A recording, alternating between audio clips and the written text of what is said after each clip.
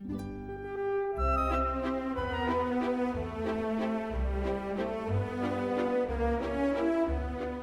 the last few months, I have been working on analyzing this beautiful dress from 1897, made by my great-great-grandmother Alice. The first month, I shared its history and how I restored it a little bit. Last month, I shared my plan for how I would analyze the dress to figure out the individual pattern pieces and tackled some challenging math with Bezier curves. This month, I thought it would be a quick win just to make a mock-up for the bodice lining, but of course, I ran into a new geometric conundrum with the sleeve patterns. So let me share some very cheerful facts about the square of the hypotenuse.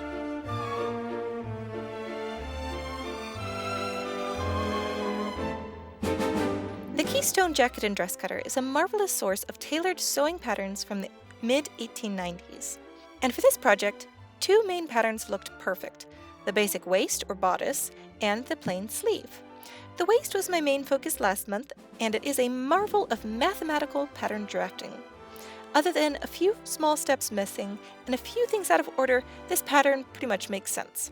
The placement of the measurements, such as bust and waist, makes sense for where those measurements are taken from. It is an elegant feat of artistic engineering. The sleeves? Not so much. At the beginning of the month, I made my first sleeve mock-up. Not sure how the elbow and wrist measurements would turn out, I decided to only change the length of the sleeve to match my arms, and it didn't turn out very well.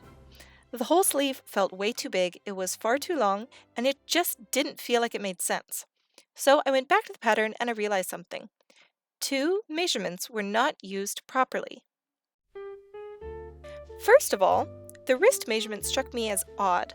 The default set of measurements used in this book are for someone slightly smaller than me. In the waist pattern, the example waist is just 24 inches, where mine is about 28. But oddly enough, the wrist in this plain sleeve is 10 inches, 2.5 inches larger than mine. I am 5'6" with a waist measurement of 28, or about 27 in my Edwardian corset, and my wrist is about 7.5 inches. So this 10-inch measurement seems way off.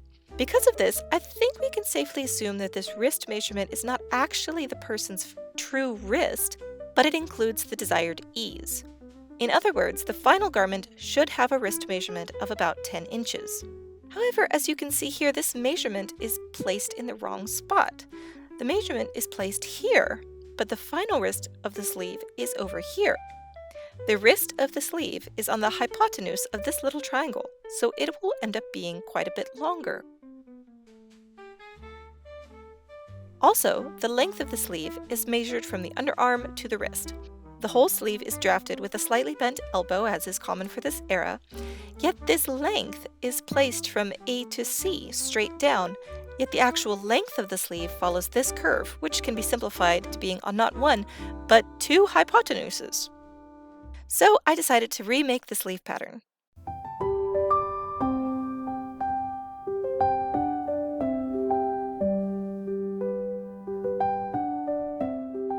Instead of placing these measurements as it is described in the book, I used a few tricks to place the measurements accurately, and you can find this pattern in my Drafting Dynamically web app if you'd like to use it.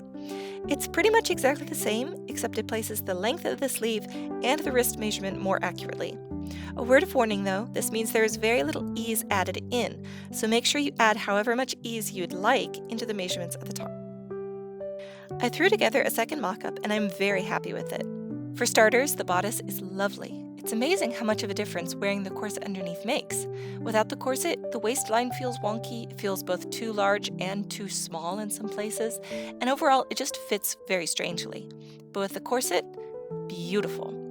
I am going to very gently modify the bodice pattern, adding 1/2 inch to both the bust and the waist measurements, just to make sure that the fabric isn't under too much strain. And I'm also going to reduce the underarm length by 1/2 inch, which will lower both the armhole and the bust points, both of which were tolerable but not ideal.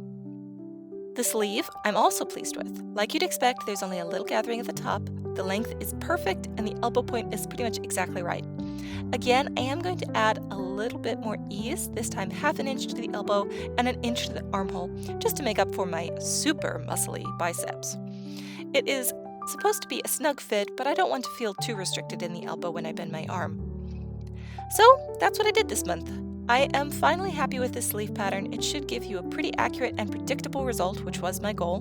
Next month comes the truly scary part, making all of the pieces for the outer bodice. I am still in the market for a better fabric if there's one out there. Let me know if you know of a place that stocks a super lightweight cotton dimity with similar stripes and rosebuds. If I can't find anything better, I do have some lovely fabric I'm planning to use, but it's a lot simpler and not quite as delicate. If you'd like to see more behind the scenes information, early access to new videos, or if you'd like to just support this channel, you can become a patron by following the link in the description. Thank you so much for watching, and I'll see you next time.